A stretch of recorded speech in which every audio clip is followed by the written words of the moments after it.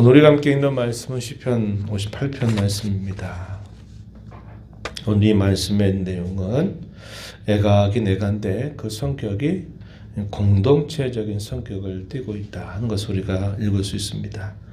한 개인이 자기의 삶 속에서 느끼는 고난과 시련과 역경 속에서 하나님의 도움을 간청하는 이런 개인적인 애가와는 조금 성격이 다르고 공동체적이다 하는 것을 알게 됩니다. 왜냐하면 여기서 하나님이 심판해달라고 말하는 대상이 당시의 지도자들, 통치자들이나 또 재판자들, 재판하는 사람들, 이런 사람들의 악에 대하여 하나님이 심판해 주실 것을 간절하게 구하는 내용을 담고 있기 때문에 그렇습니다. 지도자의 책임이 참 크죠. 지도자의 책임이 큰 것은 그 한 사람의 말과 그 한 사람의 행동이 그 아래 다스림을 받는 많은 사람들에게 아주 큰 영향을 갖기 때문에 그러한 것입니다. 그래서 오늘 시편의 내용은 타락한 지도자들, 잘못된 지도자들, 악을 일삼는 지도자들에 대한 심판을 강구하는 내용이 담겨져 있고 그 끝이 어떻게 될 것인가에 대한 또 하나의 예언적인 성격을 담고 있어서 약간 예언시적인 그런 성격도 가지고 있다는 것을 우리가 알게 됩니다. 1절 말씀을 한번 보시기 바랍니다. 통치자들아 너희가 정의를 말해야 하거늘 어찌 잠잠하냐 인자들아 너희가 올바르게 판결해야 하거늘 어찌 잠잠하냐.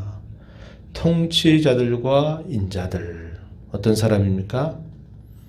다스리는 사람들이죠. 인자들 재판하는 사람들을 여기 표현하고 있습니다. 정의를 말하고 그 정의를 실현하고 정의로 백성들을 이끌어가야 할 대상들.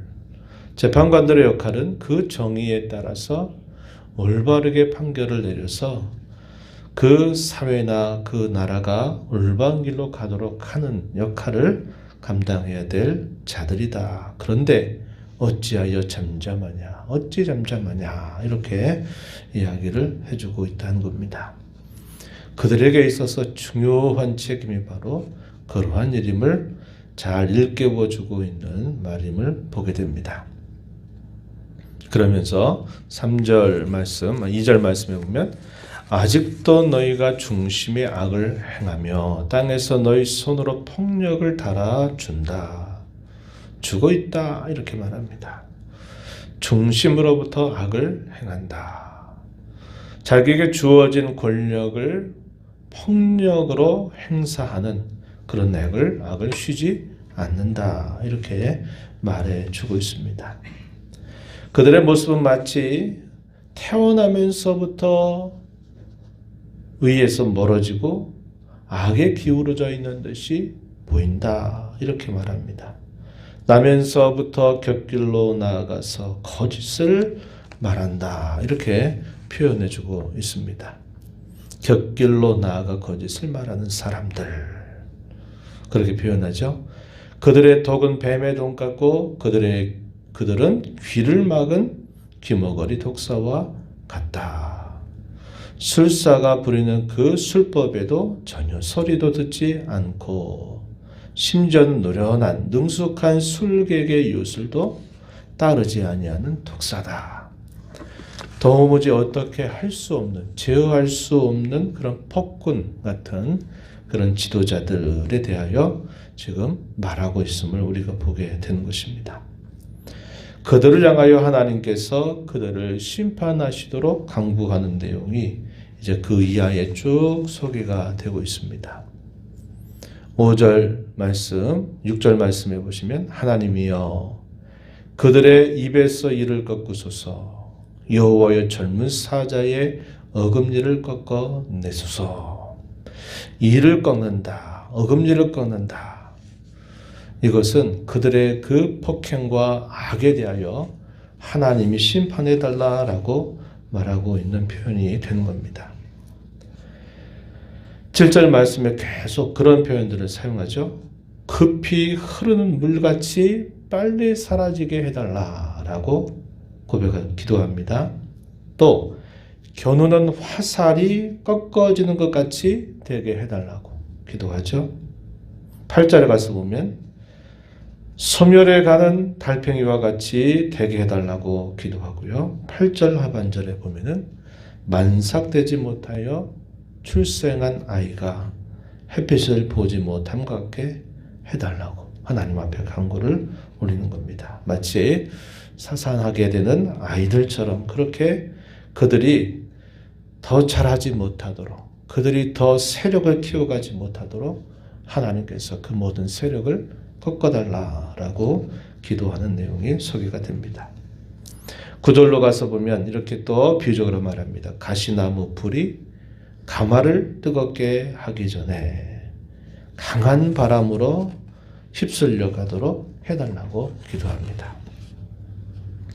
부뚜막에 옛날에 부뚜막에 거기다가 이렇게 불씨를 넣어가지고 불을 막 피우잖아요. 그러면 그게 불이 피워지게 되면 시간이 지나면 그 가마솥이 끓기 시작하는 겁니다.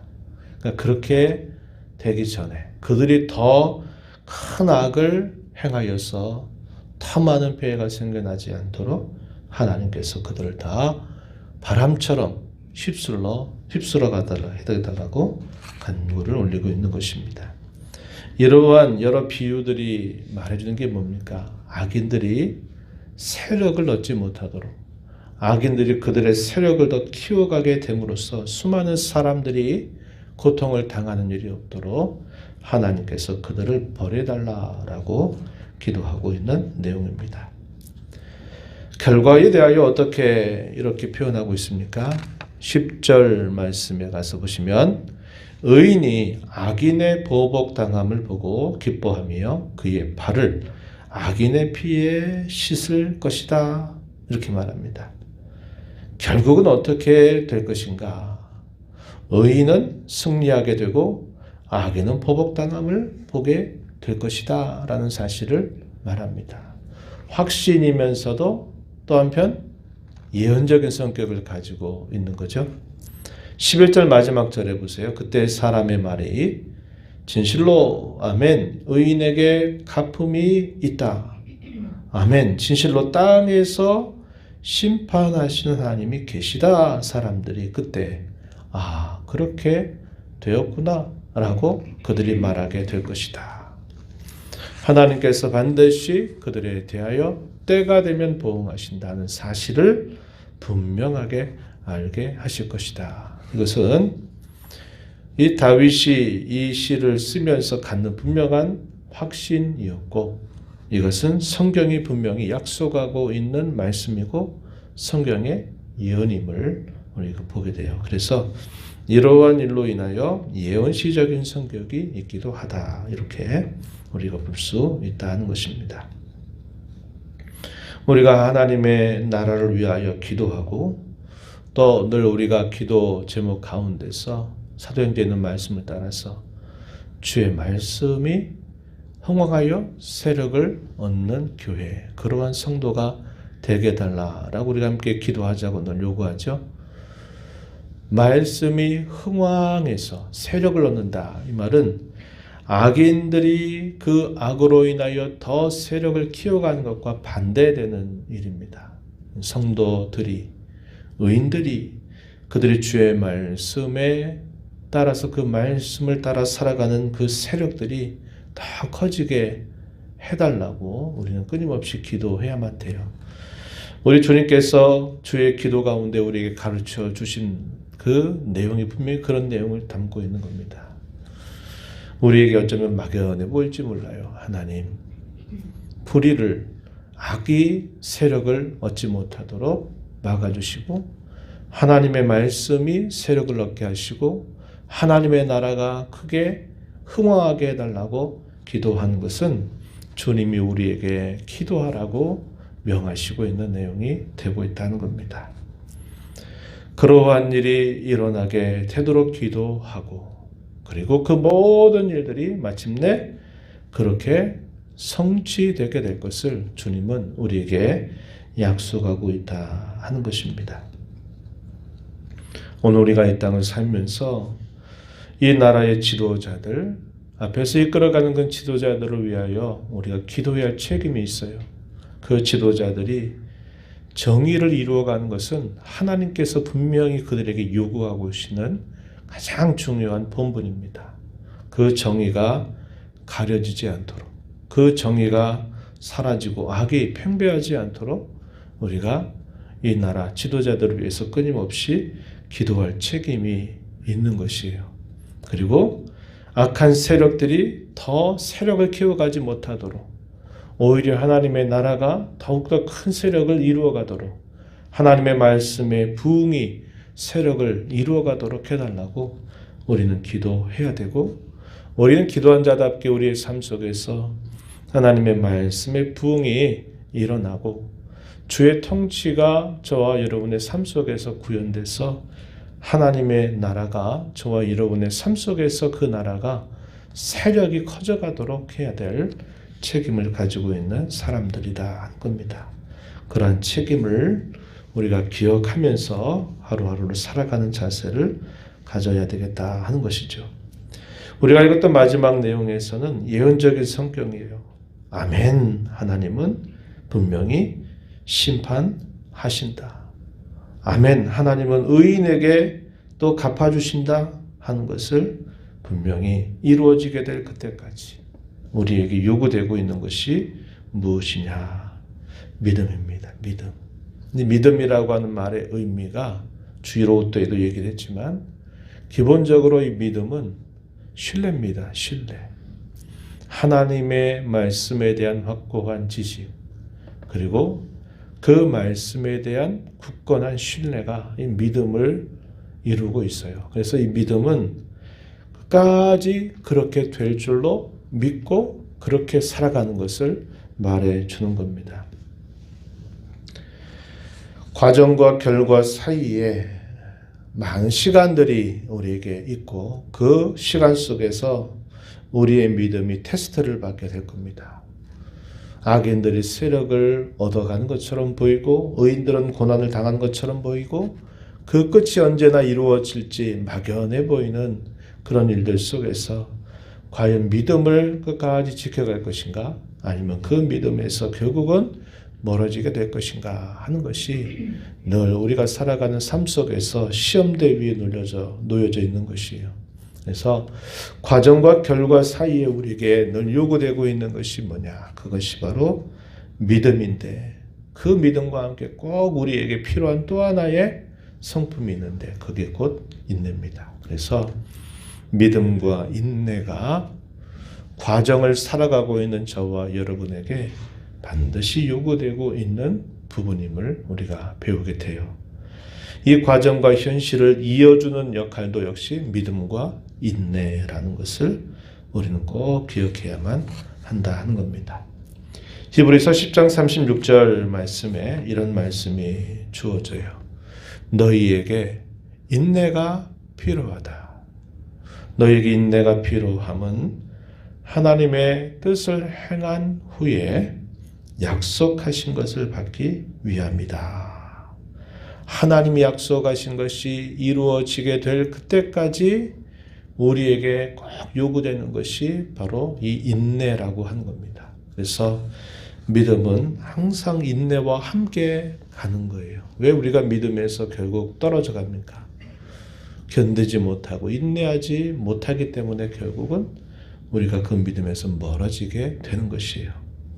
우리가 드렸던 찬송가 357장처럼 결국 믿음이 승리를 보게 할 겁니다.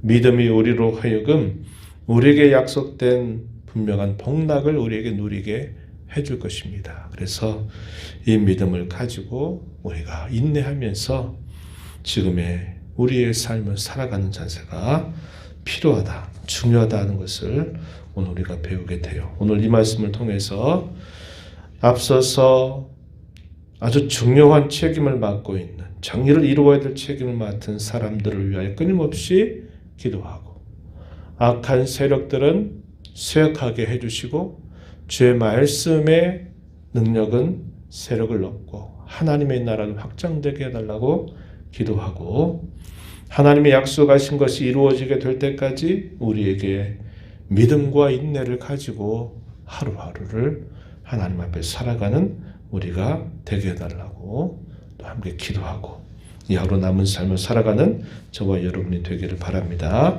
하나님 아버지 감사합니다. 지난밤도 저희에게 쉼을 허락하시고 이 새벽 시간 저희들을 깨워주셔서 오늘도 말씀하시는 하나님 앞에 말씀 듣는 자로 저희들을 불러주셔서 감사드립니다.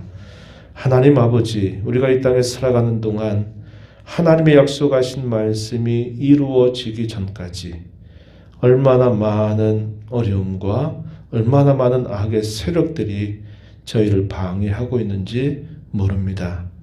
이런 일들로 인하여 저희들이 쉽게 낙담하고 절망하고 또 저희들이 두려움 가운데 사로잡혀질 때가 얼마나 많은지 모릅니다. 하나님 아버지, 주께서 약속하신 바와 같이 의인에게는 갚아주시고 악인들을 심판하시게 하신다고 하신 그 말씀이 우리에게 예언되고 약속된 바와 같이 저희에게 믿음을 가지고 인내하면서 이 믿음이 결국 승리를 얻게 하고 또 우리에게 큰 은혜를 얻게 하는 것임을 언제나 기억하고 이 믿음을 잘 지켜나가는 저희의 신앙의 걸음이 되게 하여 주시기를 원합니다. 하나님의 나라는 주의 말씀과 함께 흥하게 하시고 사단의 세력과 악인들의 세력은 꺾어 주시기를 간절히 바라옵나이다. 은혜의 보좌 앞에 나와서 아버지 은혜를 구하는 모든 심령들의 간구를 기울여 주시고 응답해 주시기를 바라며 예수님 이름으로 기도하옵나이다. 아멘.